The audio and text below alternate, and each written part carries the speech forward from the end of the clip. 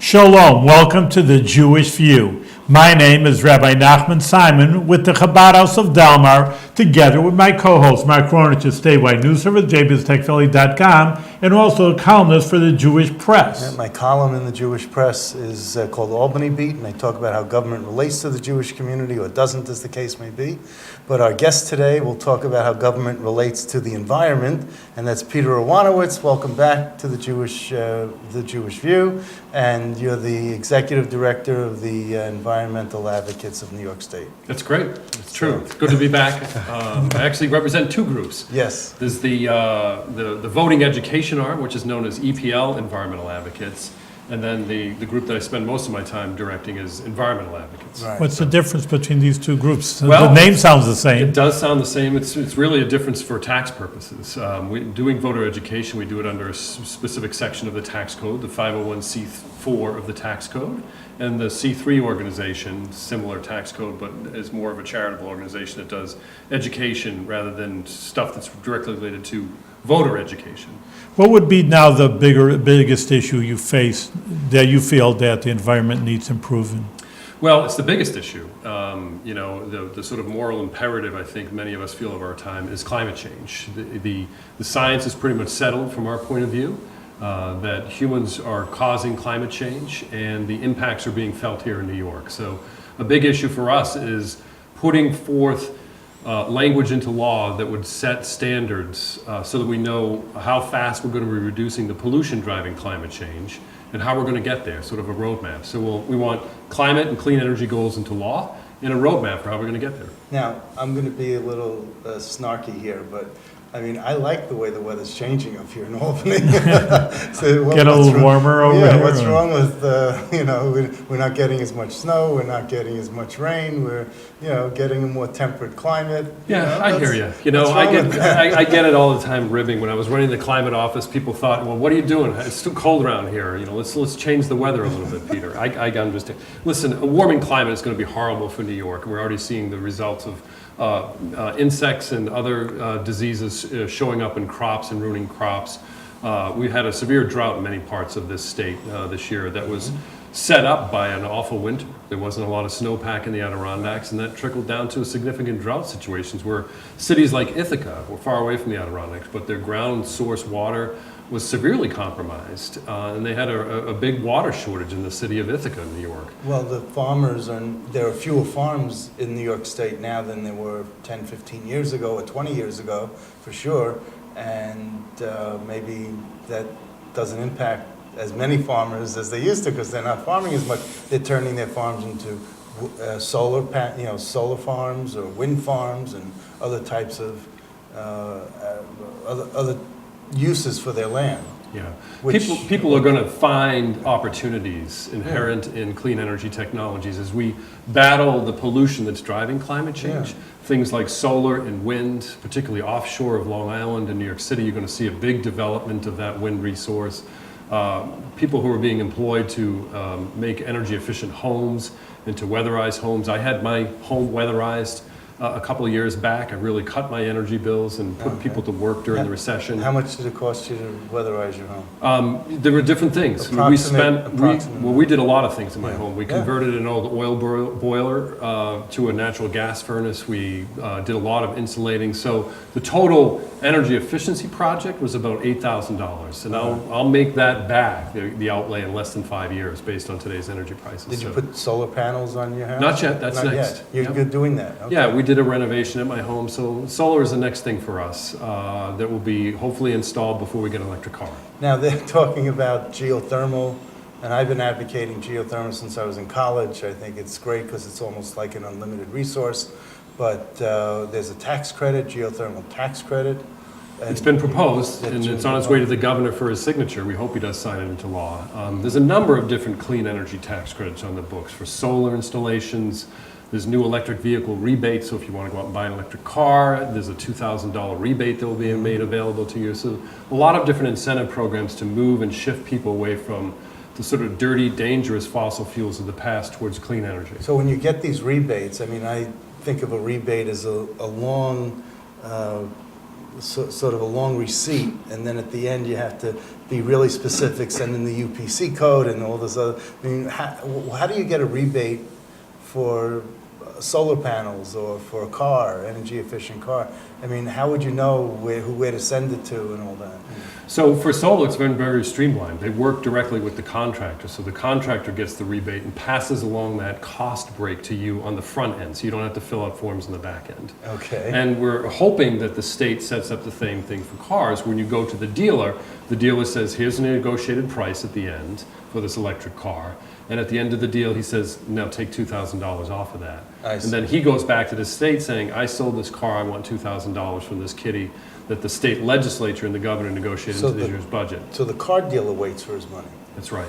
You or I see it at the point of sale, so we don't have to fill out a form or find, where to scribble in our mailing address and ask for the state back. So wouldn't a group like NFIB, National Federation of Independent Businesses, be opposed to that type of thing? I hope not. I mean, because the small business owner is waiting for their money, and from which case? I'm sorry. From the solar cars, let's say. Well, so in the case of a car, it's when you go to a dealer to purchase a car. So if you're a small business person, and when this rebate program is set up, you go to the local dealer or wherever you're buying your vehicles from. And if it's an electric car and you're eligible for rebate, the way the program should work, and again, we haven't seen it yet, but the way we've advocated and others are advocating is that rebate is at the point of sale. Okay. So the independent business or the person who's purchasing the vehicle won't have to wait for a rebate from the state. But they get it directly off the bottom line of the bill. Right, and the business owner would have to wait for the rebate. Right. So that's why I'm saying, wouldn't NFIB be against that? Because now you have the business owner who's waiting for their money, and they're already cash strapped with a lot of things. I don't know. The dealers seem very excited about this They program. do? Yeah. Okay. There's a requirement in New York for a set percentage of electric vehicles to be sold, and the dealers are very engaged in this. They've been articulating that it should be at the point of sale because they want to have that interaction with the customer. The manufacturers are the same way, groups like ours are. So there's a number of different ways and strategies, but the beginning point here is Governor Cuomo has set out broad goals for New York, and they were actually carried over from the Patterson administration, that New York is going to move off of fossil fuels entirely for its entire economy by 2050, no later than then. So that's the magnitude of the challenge. I'll be 90. And a huge opportunity. Yeah, I know. I hope I'm around in 2050. Your wheelchair will be motivated by natural gas, that's all.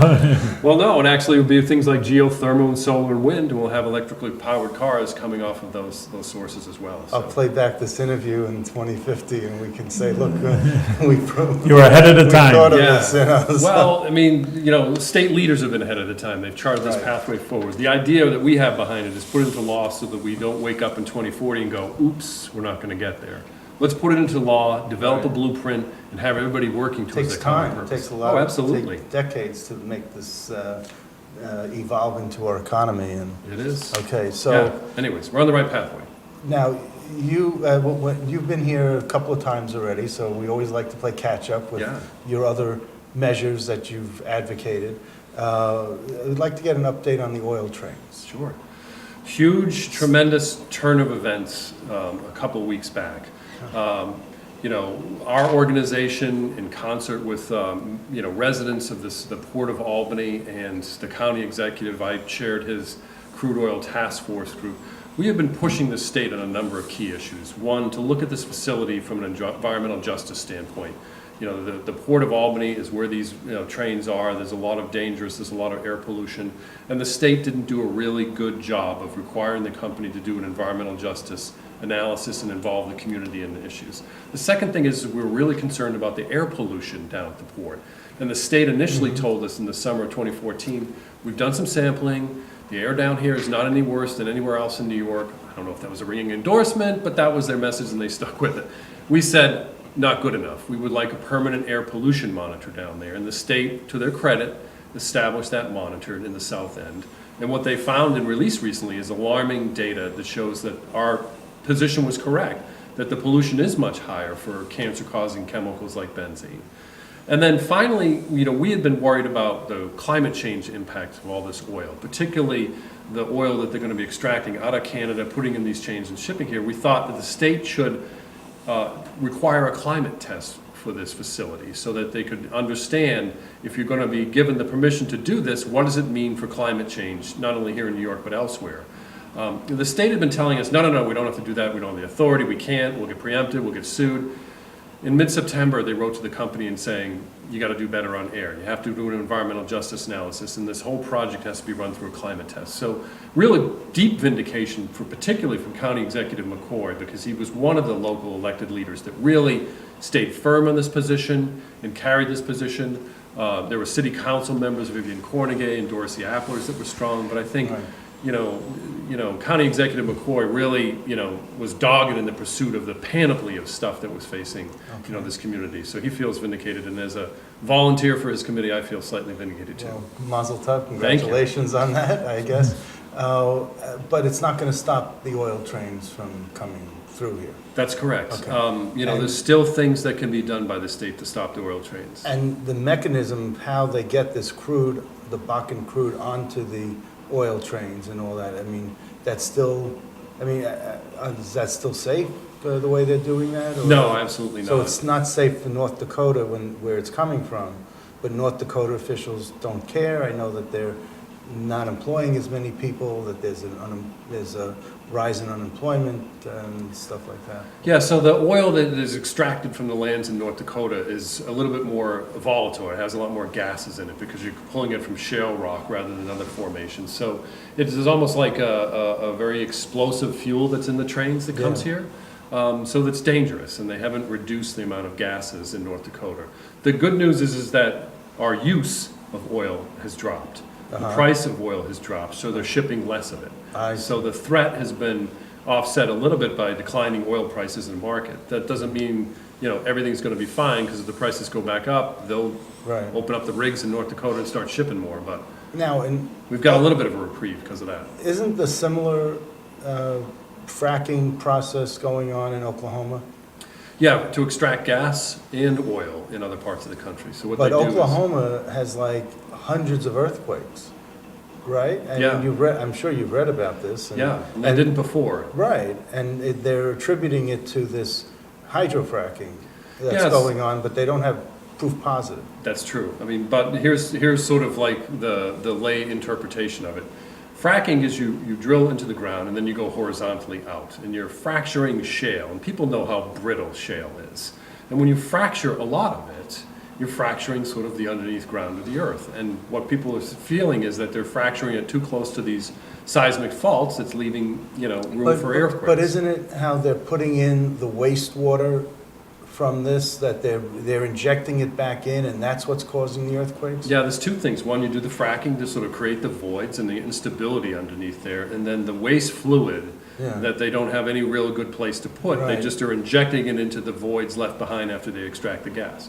What could go wrong when you meddle with, geologic formations, I guess, and they're finding it in Oklahoma. And that was one of the things where in New York, Governor Cuomo decided we're not going to do this in seismic activity and earthquake possibilities, and what do we do with all this wastewater were some of the big concerns why he banned fracking. Yeah, I mean, I was there at that news conference when the health commissioner said, I wouldn't want my children to drink that water, and then it was found out he didn't have children. Well, I think he was making a I know euphemism. that, yeah. You go into your physician and say, Doc, what would you do? And that's what the governor asked of Commissioner Zucker at the time, and he said, don't frack, that's what I do. Okay, let me ask you this about microbead ban. Did that come through? It did, but it happened federally. In 2015, okay. there was it failed in the New York State Senate. And then at the end of 2015, we saw a lot of counties in New York State, including Albany County, moving measures locally to ban the use of these small little bits of plastic in shampoos and facial scrubs, et cetera. And then when the industry saw what was going to happen, you're going to have this patchwork of, they ran and moved the federal legislation. So there's actually, small little counties in New York drove national policy. Isn't that wonderful? Indeed. And how are you getting along with the new DEC Commissioner, Basil Sagos? I think pretty well. I mean, if you look at what they've done on climate, they're requiring the climate test of the Port of Albany. They're going to require the pipeline that's going to go, that's proposed for Albany to New Jersey. If you had a scorecard on him, well, way too early for a scorecard, Mark. Why? I mean, he was just confirmed in June. We'll give him time. Yeah, oh, just in June, Yeah. so it's July, August. I mean, he's been acting for a while, but, you know, Yeah. under his sort of tenure and leadership, we'll give him some time before we do a scorecard on Oh, okay. Well, speaking of scorecards, Yeah. it. Yeah, the other Well, you side were of going the to put the shop. New York Mets? how's or- that for a No, not the segue? Mets. Sorry. Not the My Mets. apologies to the viewer, I'm a Red Sox fan. Yeah. Okay, well, my We'll see what apologies to happens you at the end. for being a Red Sox fan. No apologies necessary. Have you seen the, you know, the last couple of years? Yes, Yeah. There you go. Okay. Should have worn my Yankees yarmulke. Okay. So what's this environmental scorecard? You had about 12 issues that you were focused on? Yeah, there's actually 30 different bills that we have in the 30? scorecard, yeah. Okay. We look at environmental legislation that is taken up in the Assembly, in the Senate, sort of issue position memos, if you will, whether Right. things are good for the environment or bad. Do you want to show this on the screen? I don't think it's Can- too small in type, but we can show There I it mean, at is. least the headline. the headline, okay. Can we see that? All right, so He's not I there. think All we right. need a close-up A on shot. this. Yeah. All right, can we get a close-up on this? Okay, so anyway, Anyways, the continue, yes, we're at scorecard, 30. you Now, how know- many of those, of the 30 have There it been? is. There it is. You can see that very Okay. well. Very So- good. How many of the 30 are were from both houses? So there were 7 bills that passed Okay. both houses. One has already been signed into law. Right. Actually, 2 have been signed into law, sorry. So the residents of Hoosick Falls pushed actively for legislation that would extend the statute of limitations for them to sue about the pollution problem there. So that was a real big early victory. Water pollution problem. It is, yeah, Hoosick Falls water pollution issue. There was a need to sort of change law that was brought to the legislature by Senator McDonald and Senator Marchione. Governor signed that into law in January or July. And we should include Petersburg in that too, right? Yeah, Petersburg Okay. and, you know, further south of us here in the Albany area, Newburgh. Newburgh. And then even out on the east end of Long Island, we're starting to see this water pollution problem. And it's called surface. PFOA. Yeah, PFOA, which is a long I'll let you- chemical name, but it's, you know, a cancer-causing agent That's that's right. showing up in drinking water, and Right. that's a big health threat. So Okay. legislation to provide a longer period of time for people to sue that company if that's what they want to do was provided to them. The governor also banned the use of mercury in wheel weights. That's the little balancing weights you'll see in your tires Uh-huh. or your wheels of your car after you get new tires put on. Right. And there's mercury in that. Well, they get flung off. I was mowing my lawn this summer in Del Mar, and I noticed right next to the new catch basin they put in front of this house, one of these wheel weights, and I thought, oh, can't let that get in the catch basin. That's mercury, just right into the environment. So governor signed a law to ban the use of mercury in there, and there's a number of regulatory reform measures and a couple of other key issues that are waiting to sign into law. He's also signed into law a new requirement for schools to test their drinking water for lead. Right. And that's going to effect. I just got a note from the Bethlehem Central Schools that they are now testing their drinking water for lead to comply. So we're going to probably see more schools having to shut down water fixtures because they're finding lead in their water. Yeah, and one of the local schools found a high level, I think it was Voorheesville? It was, yeah. So you're starting to see that now that schools are required under this state law. And again, it's just public schools. It wouldn't Well, be you know, that's parochial why or religious schools, yeah, private they schools. say once you look for something, you'll find it. You know, it's like they're saying, why did a certain health issue skyrocket? Well, because we started looking for that certain health issue. So it's always been a problem, but we just didn't know it. Yeah. You know, so that's what's happening there. And who was the best environmentalist of the legislators Yeah. of the 213? So EPL Environmental Advocates in our scorecard, we issued the Legislative of the Year to Assemblyman Steve Engelbright. He chairs the Assembly's Environmental Conservation Committee. This is the first time, I mean, he's been in office for 2 decades. This is the first time he's won this award. He's been a strong environmentalist, but in chairing of the committee, no bills that were given a smokestack rating, which is detrimental to us in our scorecard, were brought to the Assembly for the vote. And that's really a testament to his strong leadership. He also was the lead sponsor in our climate bill, which, you know, puts into law, you know, goals and standards that move New York State off of fossil fuels entirely. Is this the first year that he was chair of the environmental? Second year, Conservation? yeah. Second year. It was, So- he was appointed by new Speaker Hasty in February of 2015, so this is sort of second year. Who did he So- take over from? Someone who left, right?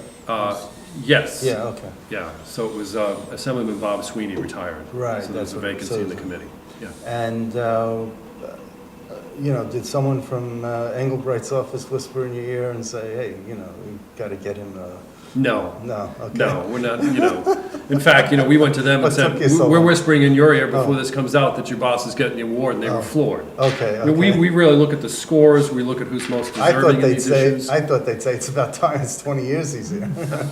But anyhow, I'm just teasing. Well, he was followed Okay. by several really strong environmental conservation chairs. Yeah. So you live in the shadow of Right. those really deans and leaders of that. And, when he stepped up to be the Conservation Committee chair, the first year was a difficult transition period for everybody. I mean, both leaders of both houses were indicted. Right. It was a transition to new leadership, and there wasn't a lot accomplished. We Cleansing, challenged him. a cleansing, as you will, environmental cleansing, Well, yeah, I don't know. to put it in your terms. So. I mean, what would you compare New York to our neighboring states? Because really, the environment, obviously, air pollution or any pollution, I mean, you have Vermont, you have Pennsylvania, it doesn't have a border, and or even Canada, you can't go through customs, the air pollution. So where it's one, even though it's one state, it's one country, it's one world, that, what everybody else does affects us also. Yeah.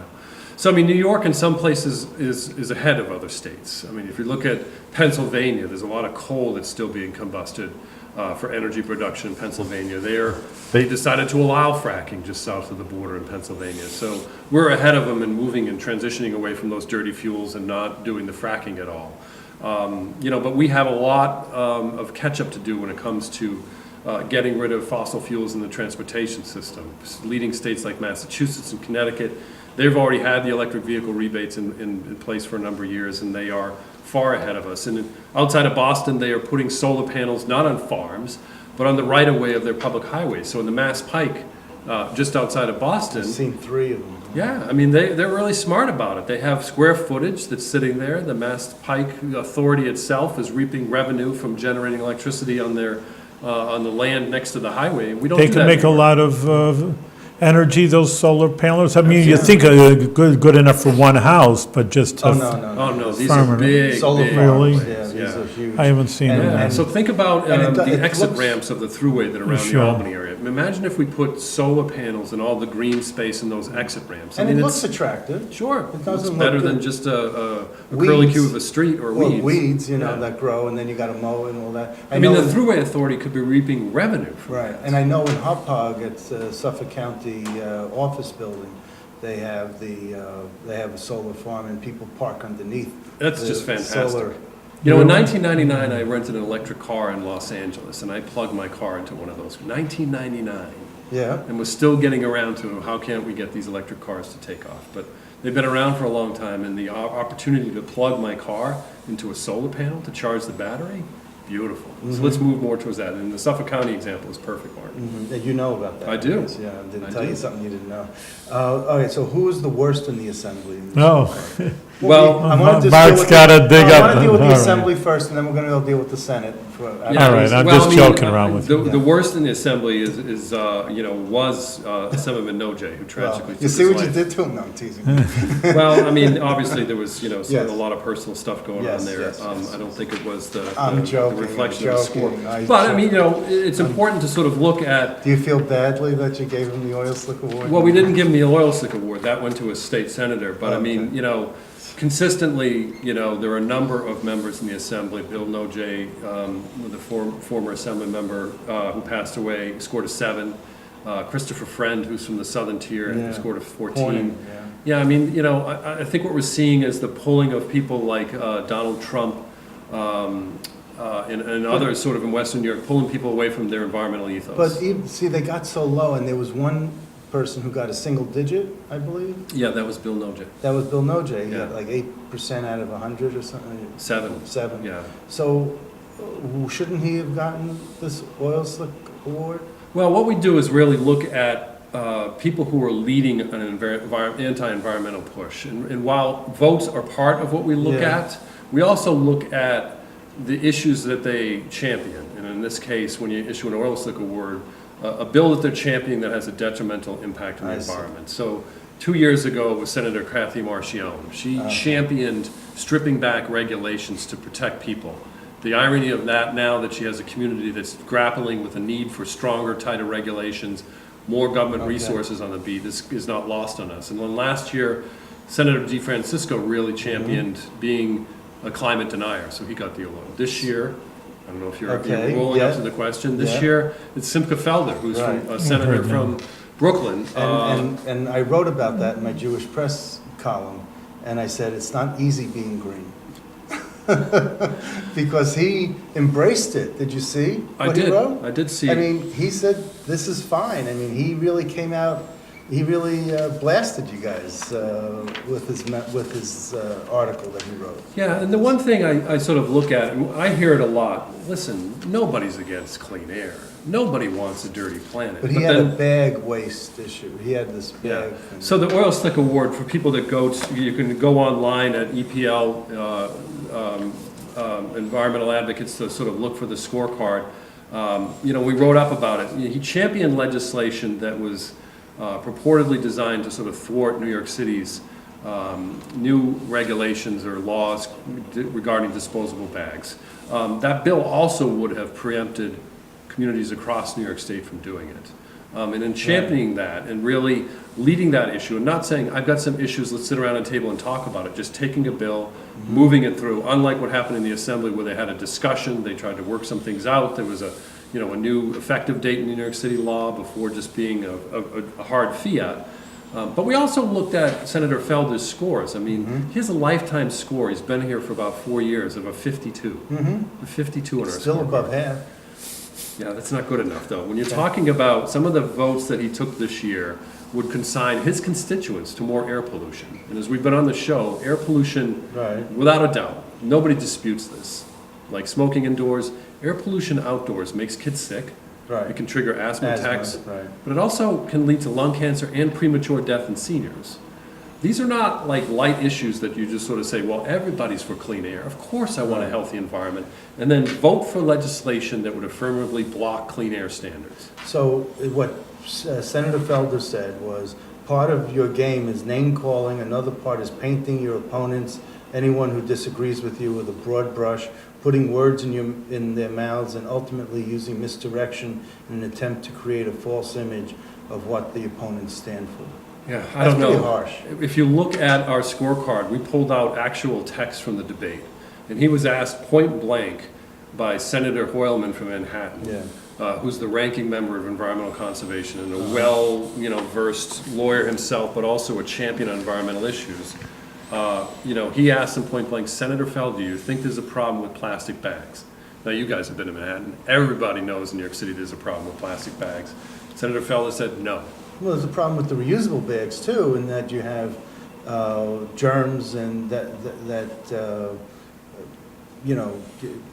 accumulate at the bottom and on the sides, and you got to keep washing them, and people don't, and it becomes unsanitary. And plastic bag waste is one of the biggest sort of environmental issues over I time. remember when we used to go to Wallbounds and Bohacks and the A&P, and we used to get paper bags. Yep. And then they said, no, paper bags are no good, we got to use plastic bags. In the 70s, I guess, they changed. I don't know when they changed. So, I didn't keep well, track. this is But before both of your them are time. actually You're too bad. young to remember Both this. of them are actually bad when you look at them next to a reusable bag in terms of their environmental footprint, the pollution that they cause. But the health concerns of a reusable bag, I mean, especially if you're kosher, you got to have one for meat and one for dairy, because if you have it's a good point. if you have meat in a reusable bag and some of the blood spills out of a fresh, wrapped meat, and then you put cheese in, I mean, there's a problem. Understood. But the solution isn't that a blunt instrument like Senator Felder's bill, just to preempt all of New York State localities from adopting any standards or charging any fees. And that's really what, won him the And that's what really oil bugged slick. you. Yeah. Well, it's so antithetical to the environment. Plus, add on top of that his horrible score and some of the individual bills. If you go and read the write-up on these bills, I mean, it would consign his constituents to more air pollution. He said it was a ruse of what you were... I don't know what he's talking about. He says, we all care about the planet and want to be good stewards. We simply saw through the ruse that pretended that adding yet another regressive tax to New Yorkers would help the environment. We understood that the bag tax was no different than a big soda ban in its pomposity and pretentiousness. Well, so let's look at a community that's not instituting a fee, but just banning these bags entirely. And in the Hamptons, there are a couple of communities that did that. This bill would have stripped their authority from doing that. It's not about a regressive fee and a tax in that situation. Senator Felder's bill was so broad sweeping, nobody could set any type of standard, a ban, a restriction, a fee on the bags, anything for any community, and retroactively strip back the authority of those communities that already did that. Okay, so it isn't easy being green. It's not. But there's a lot of good That's a Muppet legislators thing. who are out there. From the Muppets, that's Kermit the Frog. There are a lot of fantastic legislators out there that scored really, really high, and that Yes. is sort of gratifying to us, is that the scores went up over last year. Right. There were more bills passed by both houses this year over last year that are going to the governor to be signed into law. So we do see improvements. And on climate change, 60% of the state legislature, 96 members of the Assembly and 32 members in the Senate signed on as co-sponsors, signed onto a bill that would move the state off of fossil fuels by 2050. That's enormous when you Yeah. think about the magnitude of that bill and the change that's contemplated there. So, while for some members like Senator Felder, it might be hard to be green, or at least live up to our standards Right. of what being green is, there are so many other members of the legislature who have risen to the challenge and are much greener. One last thought, Senator Lanza's not a big fan of, you're not a big fan of Senator Lanza from Staten Island either. He scored horribly on the 44. bill, and actually, suggested that plastic bags are good for climate change because they live in landfills forever. On all the petroleum that's used to make the bags will then be stuffed in a landfill. He doesn't really understand the concept of carbon sequestration. Okay, So- has he ever gotten the oil slick award? Not yet. Not yet. No. I Maybe he'll make- look to avoid it I in the make a future, prediction. knowing these types of conversations we're having with about Senator Felder now. Okay, so. All right, we're out of time, but again, way out just of one time, last yeah. idea, do Jewish view. The Jewish view, of course, is we're living in a one world, all human beings, and we have to keep the environment clean, and the air pollution shouldn't be around. There shouldn't be pollution of any sort. So thank you very much for considering about all our health and the environment, and keep up the good work. Great. Yes, Thanks for having me on. absolutely, Peter, thanks for coming. All righty.